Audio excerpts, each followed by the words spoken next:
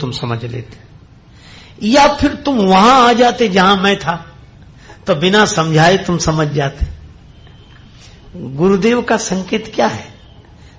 उनका संकेत है कि या तो तुम अपने अज्ञान को अज्ञान के रूप में स्वीकार करके नम्रता पूर्वक श्रद्धा सहित वहीं रहो जहां तुम्हारी स्थिति है, और या फिर हमारी स्थिति तक पहुंच जाओ। और तुम तो बीच में हो, वहां तक पहुंचे नहीं हो, यहां के रहे नहीं। और ऐसे आदमी को समझाना बड़ा मुश्किल है। कैसे? बोले कोई अज्ञानी हो तो समझाया जा सकता है, और ज्ञानी हो जाए तो समझाने की जरूरत नहीं। लेकिन जो ना ज्ञानी है ना अज्ञानी हो, बीच में, उसको समझाना बहुत मुश्किल। ज्ञानी है नहीं और अपने को ज्ञानी मानता है, तो उसको तो समझाया ही नहीं जा सकता। अच्छा देखो, बीच का संकेत भी बड़ा सार्थक है। अच्छा, जितने भ्रम होते हैं, एक सज्जन से मैंने पूछा कि भ्रम कब होता, कहां होता? बोले अंधेरे में। तो मैंने कहा अंधेरे में तो भ्रम हो ही नहीं सकता। बोले अंधेरे में ही रस्सी में सर्प की भ्रांति होती है। हमने कहा ना। बोले कैसे? हमने कहा अंधेरे में तो कुछ दिखेगा ही नहीं, भ्रम होगा काहे में? अंधेरे में कुछ सूझना, अपन हाथ पसारा, अपना हाथ अपने को नहीं दिखता है, तो रस्सी कैसे दिख जाएगी? और उसमें सांप की भ्रांति कैसे हो जाए? कुछ दिखाई नहीं रहा। और अच्छा, पूरा अंधेरा हो तो भी भ्रम नहीं हो सकता, और पूरा उजाला हो तो भी भ्रम नहीं हो सकता। भ्रम होता ही बीच में है, न पूरा अंधेरा न पूरा उजाला, तभी भ्रम होता। अच्छा ऐसे ही देख लो आप, जो पूरी तरह जागा हुआ है वह भी भ्रम में नहीं है, और जो गहरी नींद में सो गया है, अपने भीतर चला गया है, वह भी भ्रम में नहीं। ये सपना तो बीच में ही आता है, सपना बीच में। सपने की दशा कब? बोले न पूरा जागा हो आदमी और न पूरा सोया हो, तो वह सपने में है। इसी तरह ये जगत की जो भ्रांति हुई है, यह उनको हुई है। किनको? बोले जो पूरी तरह न जागे हैं और न सोए हैं। इसीलिए उमा कहूं मैं अनुभव अपना, सत हरि भजन जगत सब सपना। ये बीच की दशा है। शंकर जी वही संकेत कर रहे हैं कि तुम बीच में मिले हो, तुम्हें समझाना मुश्किल है। न जागे हुए हो न सोए हुए हो, सपना देख रहे हो, और सपने में जो हो उसे कैसे समझाया जा सके। अब गरुड़ और खुश हुए। शंकर जी का व्यंग यह था कि तुम अपने को अज्ञानी मानते नहीं हो, इसलिए वो जगह छोड़कर आ गए। तुम अभिमान के कारण आगे आ गए और हम तक पहुंच नहीं सके। अब तुम्हें समझाना मुश्किल है। तो गरुड़ जी मन में बड़े खुश हुए कि यह भी अब ये कहेंगे कि मैं नहीं समझा सकता, हमसे बड़े के पास जाओ। जैसे एक मुख वाले ने कहा कि 4 मुख वाले के पास जाओ, और 4 मुख वाले ब्रह्मा जी बोले कि पंचानन शिव जी के पास जाओ, और शिव जी अब कल्पना करो, और शंकर जी कहीं यह कह देते कि हम तो 5 मुख वाले, हम नहीं समझा सकते। ऐसा करो, तुम हमारे पुत्र कार्तिकेय जी सड़ानंद जी के पास चले जाओ। अच्छा चलो, यहां तक तो गनीमत थी कि कह देते कि सड़ानंद जी के पास जाओ, और कहीं सड़ानंद जी यह कह देते कि भाई हमारे तो 6 ही मुख हैं, अगर तुम्हें समझना है तो जरा दशानंद जी के पास चले जाओ। तो क्या गरुड़ समझ पाते? इसीलिए कागभूषण जी ने बड़ी अनोखी बात, शंकर भगवान ने बड़ी अनोखी बात कही, गरुड़ अगर समझना है तो कागभूषण जी के पास जाओ। उत्तर दिश सुंदर गिरि नीला, तहां रहे कागभूषुंडी सुशीला, वहां जाओ। गरुड़ जी तो सोच रहे थे कि अपने से बड़े के पास भेजेंगे, और ये तो कह रहे कौए के पास जाओ। और पक्षियों के राजा गरुड़, और जाना पड़े कौए के पास समझने के लिए। गरुड़ जी बोले वहां जाना पड़ेगा। शंकर जी बोले समझना है तो जाओ, हम तो नहीं समझा सकते, वहीं जाओ। पार्वती जी ने बाद में पूछा कि देवादिदेव महादेव आपने क्यों नहीं समझा दिया? शंकर जी बोले अगर हम समझा देते तो अज्ञान तो दूर हो जाता, अभिमान दूर नहीं होता। ये सबसे ये कहता कि कोई नहीं समझा सके। अरे नारद जी ने तो साफ जवाब दे दिया कि हमारे बस की बात नहीं। ब्रह्मा जी बोले हम भी नहीं समझा सकते। वो फिर शंकर जी के पास गए, वो भी बड़ी मुश्किल से समझा पाए। शंकर जी बोले हम समझाते तो ये अभिमान लेकर सारी दुनिया में कहता कि शंकर जी ने समझाया मुझे। और बोले कौए से समझेगा तो किसी से नहीं कहेगा कि किसने समझाया, कहेगा ही नहीं। क्यों? हुए है कीन कब अभिमाना, होए है कीन कब सो खोवे च कृपा निधाना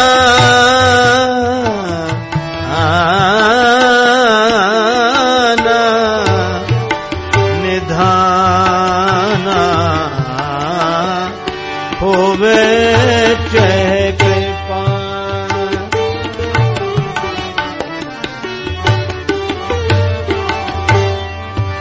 होए की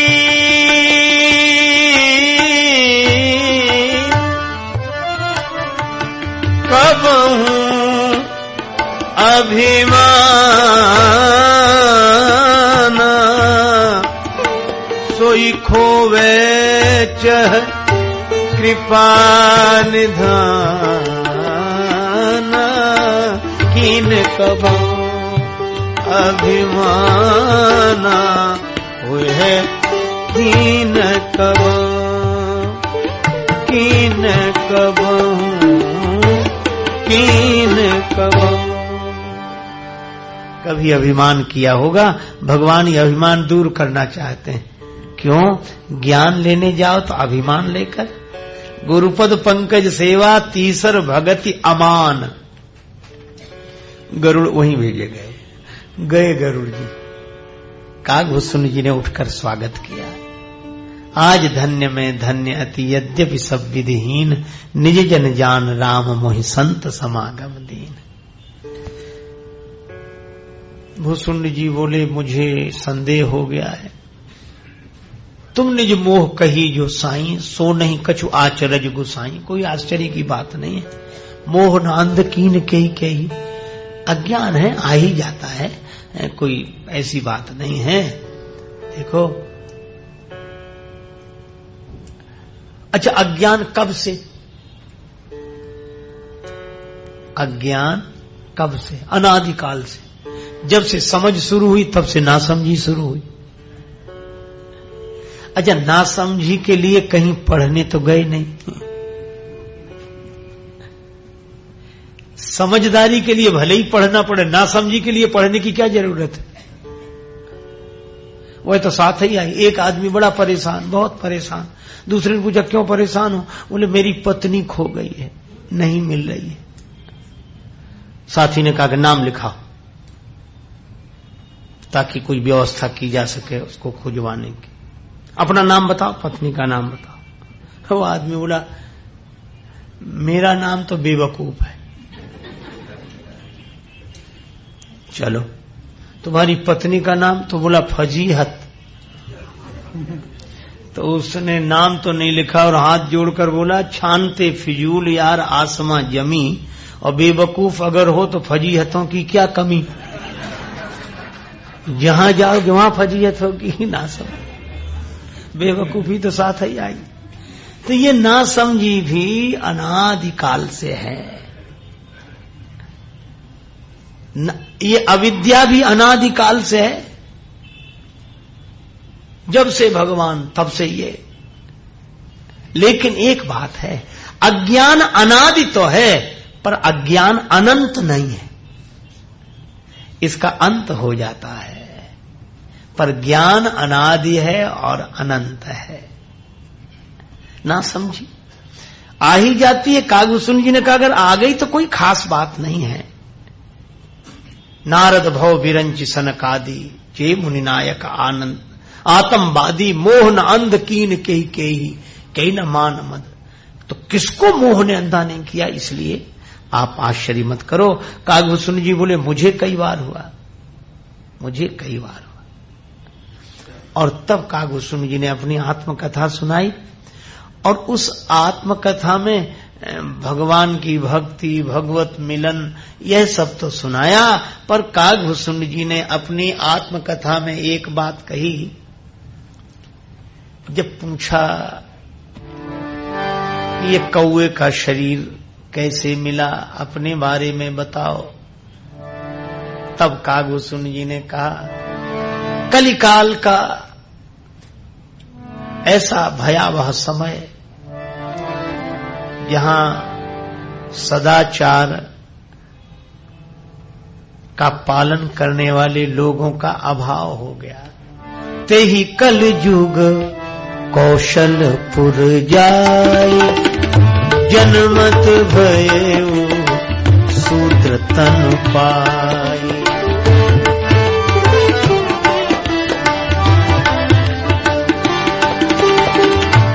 जन्मत भयो शूद्र तन। अपनी कथा सुना रहे श्री कागभूषुंड। किसे? गरुड़ जी को। गरुड़ जी आए। गरुड़ जी का संशय कागभूषुंड जी ने दूर किया। कागभूषुंड जी कहते हैं गरुड़ जी, एक बार कलयुग में मेरा जन्म अयोध्या में हुआ। जदप रहे रघुपति रजधानी, राम जी की नगरी में था। क्या कहना उस नगरी का? सीताराम जी की प्यारी रजधानी लागे, रजधानी लागे, मोहे मीठो मीठो सरजू जी को पानी लागे। सीताराम जी की प्यारी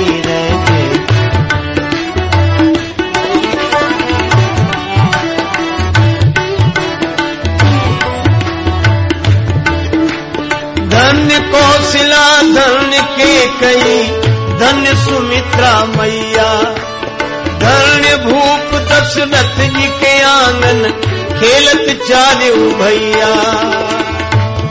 मीठी तोतली रसीली प्रभु बानी लागे, मोह मीठो मीठो सरजू जी को पानी लागे।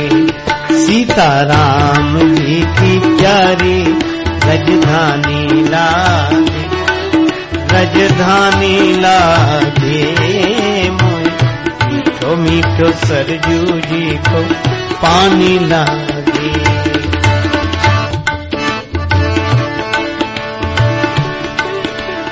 रंग महल हनुमान गढ़ी, मणिराम छावनी सुंदर, स्वयं जगत के मालिक बैठे कनक भवन के अंदर।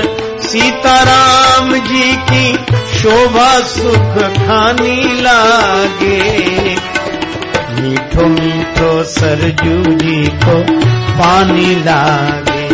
सीताराम जी की प्यारी लगे,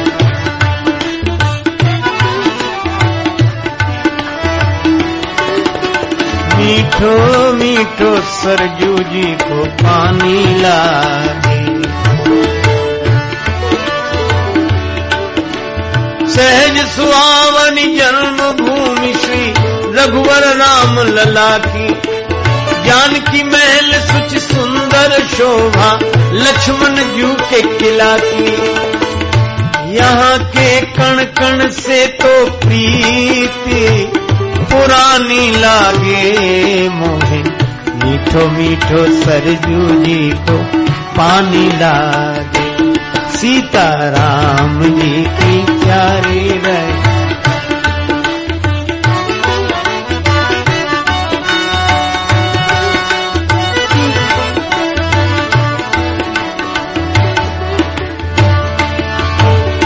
जय सिया राम दंडवत भैया मधुरी वाणी बोले। करे कीर्तन संत मगन मन गली गली में डोले। सीताराम नाम धुन प्यारी मस्तानी लागे, मोहे मीठो मीठो सरजू जी को पानी लागे। सीताराम जी की प्यारी राजधानी।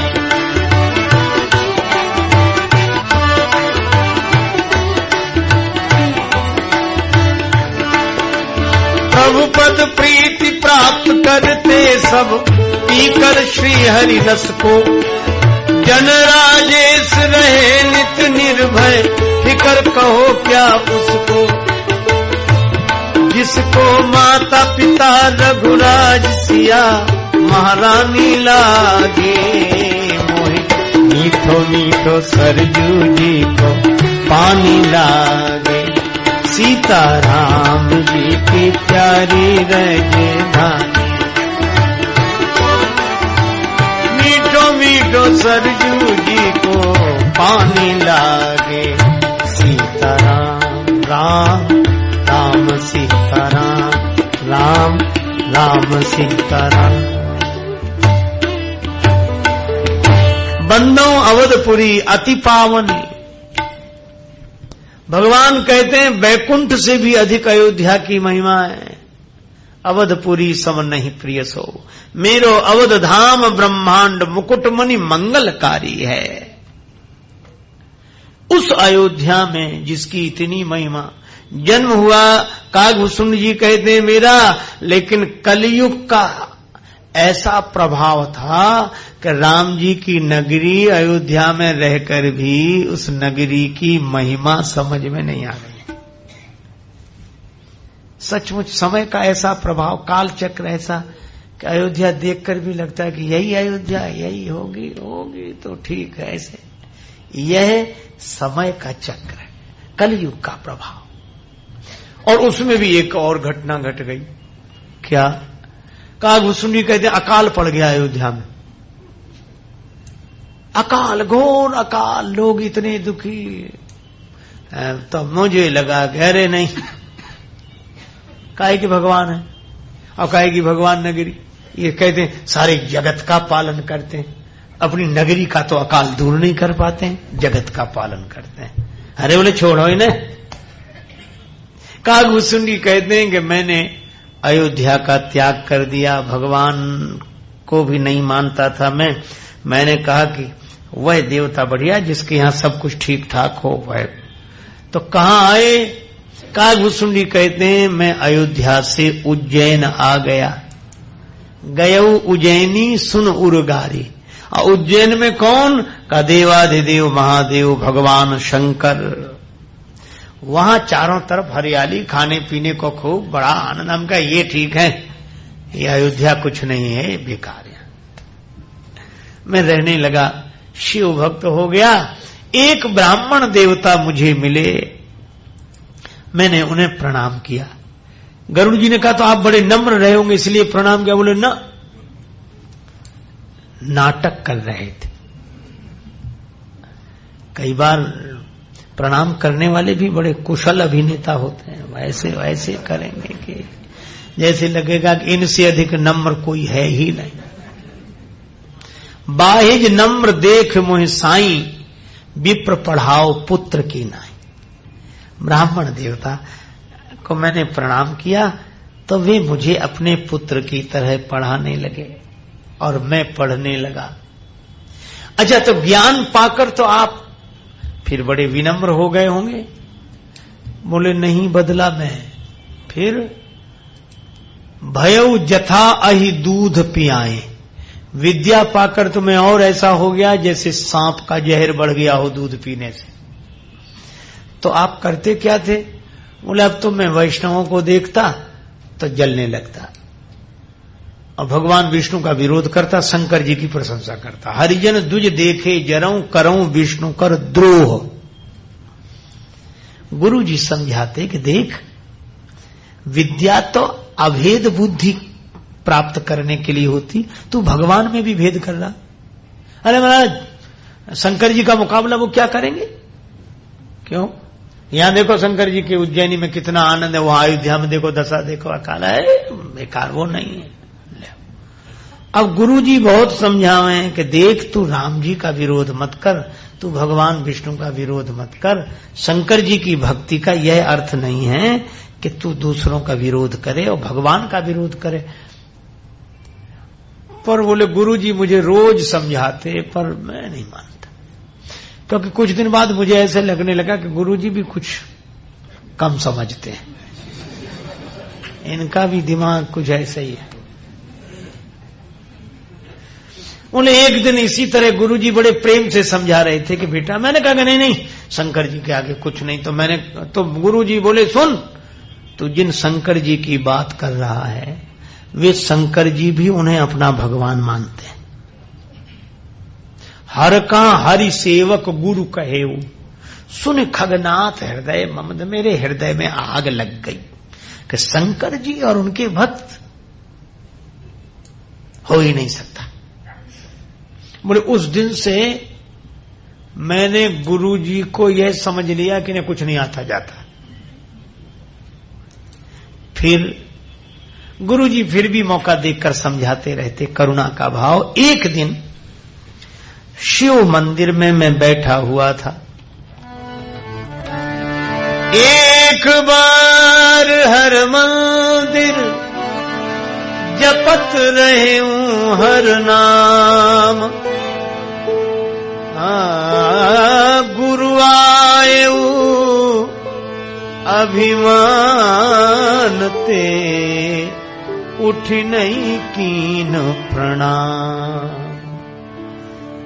महाकालेश्वर भगवान देवाधिदेव शिव के मंदिर में बैठा हुआ मैं ओम नमः शिवाय, ओम नमः शिवाय, ओम नमः शिवाय का जप कर रहा था। गुरुदेव आए, गुरु आए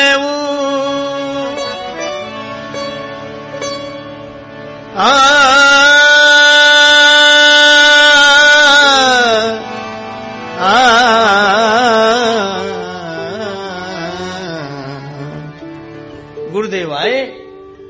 मैंने प्रणाम नहीं किया। गरुड़ जी ने कहा, तो आप ध्यान में बैठे होंगे, जप कर रहे होंगे, तो अपने यहां यह परंपरा मन ही मन प्रणाम कर लिया होगा। गरुड़ जी बोले, ऐसा किया होगा आपने? कागभूषण जी बोले कि सही बात बताएं क्या? मैंने देखा कि गुरु जी आ रहे हैं, तो पहले तो मैं आंख खोले हुए था और देखा गुरु जी आ रहे हैं, उठकर प्रणाम करना पड़ेगा, तो आंख बंद कर लिया। जिनकी वजह से आंख खुली थी उन्हें देखकर आंख मूंद ली। गुरु आए अभिमान थे, अभिमान के कारण मैंने उठकर प्रणाम नहीं किया। लेकिन गुरुदेव तो गुरुदेव है। अरे चल, तू चाहे जैसा रहे, पर हम अपना बड़प्पन क्यों छोड़ें तेरे पीछे। वही बात है, एक बार किसी ने पानी से कहा कि पानी, तुम पत्थर के टुकड़े को डुबा देते हो, लोहे की कील को डुबा देते हो, पर बड़ी बड़ी लकड़ी बहती रहती है, उसे नहीं डुबाते क्यों? जल नहीं बोरत काठ को, कहो कहां की प्रीति। पानी ने उत्तर दिया, अपनों सींचो जानी के, यही बढ़ने की रीत है। क्यों नहीं डुबाते?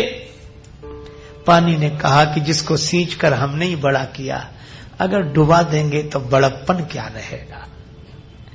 यही गुरुदेव की बात है। और इसीलिए गुरु कृपालु नहीं कहो, कछु उर न रोस लवलेश। मैंने प्रणाम नहीं किया तो गुरुजी ने कुछ नहीं कहा। और ऐसा नहीं कि गुरुजी ने बाहर से कुछ न कहा हो, भीतर आग लगी हो। ऊपर ने कोई बात नहीं, कोई बात नहीं, लेकिन भीतर तो बुरा लगा ही। ना ना, गुरु कृपालु नहीं कहो कछु न वाणी में, और उर न रोष लवलेश। हृदय में कोई क्रोध नहीं कि चलो रोज करता, आज नहीं किया, कोई बात। गुरु कृपालु नहीं कहो कछु उर न रोष लवलेश, पर अति अघ गुरु अवमान ना सह नहीं सके महेश। यह केवल अघ नहीं है, केवल पाप नहीं है गुरुदेव का अपमान करना, अति अघ, अत्यंत अघ है, सबसे बड़ा पाप। और इतना पाप कि शंकर जी से सहन नहीं हुआ। अति अघ गुरु अवमानना सह नहीं सके महेश, मंदिर माज भई नभ बानी, रेहत भाग्य अज्ञ अभिमानी। यद्यपि तव गुरु के नहीं क्रोधा, अति कृपालु चित सम्यक बोधा। तुम्हारे गुरुदेव को क्रोध नहीं, बड़े कृपालु हैं, उनके चित्त में सम्यक प्रकार से बोध है। पर तू बैठ रहे से अजगरी वो पापी, जो नहीं दंड करऊं खल तोरा, भ्रष्ट हो श्रुति मार्ग मोरा। अगर दंड नहीं दूंगा तो परंपरा नष्ट हो जाएगी।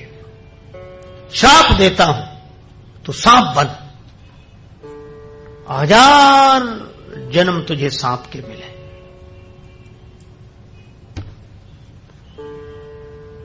कागू सुनी कहते मैं क्या करता रह गया। मैं सोच रहा था कि भगवान से हमारी डायरेक्ट अप्रोच है, गुरु जी की जरूरत क्या। पर भगवान भी नाराज हो गए। शंकर भगवान जगत गुरु हैं, तुम त्रिभुवन गुरु वेद बखाना। गुरु का अपमान हुआ तो जगत गुरु नाराज हो गए, शंकर भगवान नाराज हो गए। होगा ही ऐसा, इसीलिए क्यों नहीं प्रणाम किया था। गुरु आयो अभिमान बस, उठ नहीं कीन प्रणाम। और भगवान कहते हैं गुरुपद पंकज सेवा, तीसरी भगति अमान। अभिमान नहीं, अमान। शंकर जी ने श्राप दे दिया। अब मैं क्या करता, जिनके भरोसे था उन्होंने श्राप दे दिया, जिनका नाम ले रहा था उन्होंने श्राप दे दिया। लेकिन आहा, धन्य है मेरे गुरुदेव। गुरु का भाव ये, हाहाकार कीन गुरु।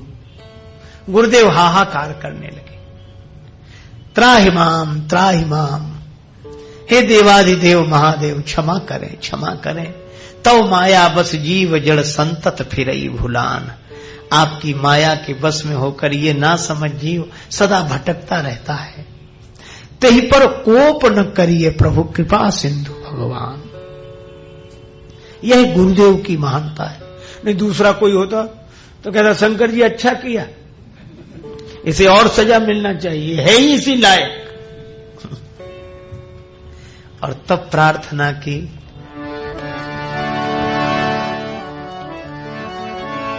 नमामि शमीशान निर्वाण रूपम, नमामि शमीशान निर्वाण रूपम, विभुं व्यापकं ब्रह्म वेद स्वरूपम।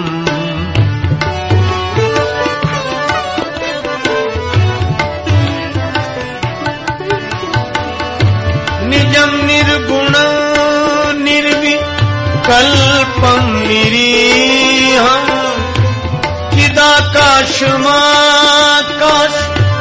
वासं भजेऽहं।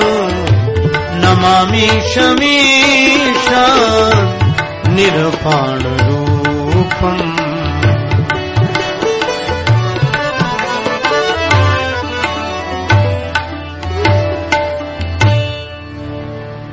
प्रार्थना की, नमः शिवाय, ओम नमः शिवाय। आहा,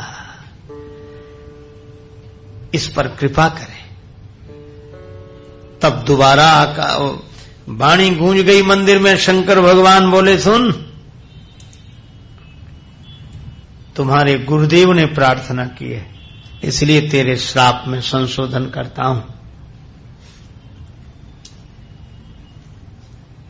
अब जन करेसी विप्र अपमाना, जाने संत अनंत समाना। आज के बाद ऐसा मत करना। 1000 जन्म सांप के तो मिलेंगे, पर तू जब चाहेगा तब शरीर छोड़ सकता है, और जन्मने मरने का तुझे कोई कष्ट नहीं होगा, और तुझे सब जन्मों की याद रहेगी। मैं गुरुदेव के चरणों में गिर गया। बिछुड़ने का क्षण था, बार बार प्रणाम कर रहा था। गुरुदेव के भी आंखों में आंसू थे, और यही कहा कि तुम्हारा कल्याण। कागभूषुंडी कहते हैं कि फिर मैं शरीर छोड़कर सांप बना। जब चाहता तब शरीर छोड़ देता। जिम नूतन पट पहरई नर पर हरई पुराण। उसके बाद मुझे जब 1000 जन्म पूरे हो गए तो ब्राह्मण परिवार में मेरा जन्म हुआ। विप्रकुल में जन्म हुआ, मेरा नाम भूसुंडी रखा गया। कागभूषुंड जी ने पूछा कि तुम्हें मरने जीने में कोई दुख नहीं, गरुड़ जी ने पूछा कि आपको मरने जीने में कोई दुख नहीं हुआ? बोले ना, तो कोई भी दुख नहीं रहा होगा। कागभूषुंड जी बोले गरुड़ जी एक दुख है, वो नहीं मिटता। कौन सा? एक शूल मोहि मिटई न काऊ, एक शूल मोहि मिटई न काऊ, गुरु कर कोमल शील स्वभाव। गुरु कर कोमल शील स्वभाव, गुरुदेव के कोमल शील स्वभाव की जो उनके शील का स्मरण है, वह शूल आज तक नहीं मिटा कि कहां उनकी करुणा और कहां मेरा व्यवहार आज तक। उसके बाद कागभूषुंड जी अपनी कथा सुनाते हैं, पर इस कथा में मुख्य बात क्या कि गुरुदेव के अपमान का फल क्या मिला। इसीलिए भगवान कहते हैं कि देखो, शंकर भगवान भी कहते हैं कि मेरा भक्त वह जो गुरु का सम्मान करे, जो गुरुदेव का सम्मान न करे वह मेरा भक्त नहीं। भले ही मेरे मंदिर में बैठकर मेरा नाम ले, पर मुझसे वरदान नहीं, श्राप मिलेगा अगर गुरुदेव का अपमान किया। तो शंकर जी का भी कहना है कि जो गुरुदेव का भक्त वह मेरा भक्त, और श्री राम जी भी वही कहते हैं कि जो गुरुदेव का भक्त वह मेरा भक्त। इसलिए काश्यवरी माता तीसरी भक्ति है गुरु पद पंकज सेवा, तीसरी भक्ति अमान। इस तरह भगवान ने तीसरी भक्ति बताई।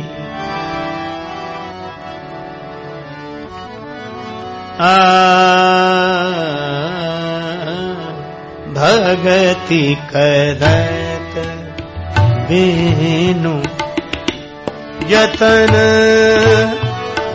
प्रयासा, भगति करत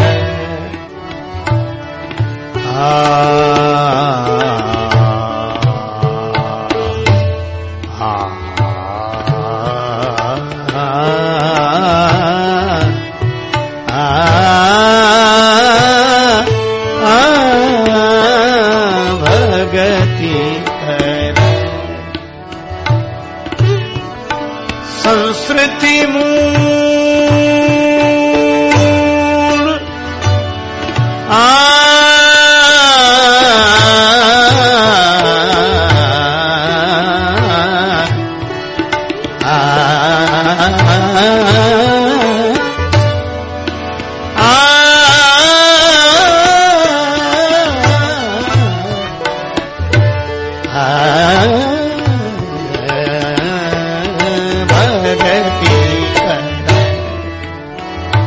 बिनु जतन प्रयासा, भगति है संस्कृति मूल अविद्या नासा, भगति कर भगति कर भगति करत भगति करत भगति करत। यह भगवान की भक्ति की महिमा है। भगवान की भक्ति के करने से बिना एक प्रयास, बिना यत्न के साधक अविद्या से मुक्त हो जाता है। इसीलिए भगवान नवदा भक्ति का वर्णन कर रहे हैं। आज भी तीसरी भक्ति के बारे में हम लोगों ने भगवान की मंगलमयी प्रेरणा से सुना समझा। वाक्य पुष्पांजलि भगवान के चरणों में अर्पित करते हुए चर्चा को विराम। बड़े प्रेम से लें प्रभु का पावन नाम। जय सिया राम, जय जय सिया राम, जय सिया राम, जय सिया राम, जय जय सिया राम, जय सिया राम, सिया राम जय जय सिया राम जय सिया राम जय सिया राम जय जय सिया राम जय सिया राम जय सिया राम जय जय सिया राम जय सिया राम। मंगल भवन अमंगल आदि मंगल भवन उमा सहित जय जपत पुरानी उमा सहित जय सिया राम जय जय सिया राम जय सिया राम जय सिया राम जय सिया राम जय सिया राम जय जय राम जय जय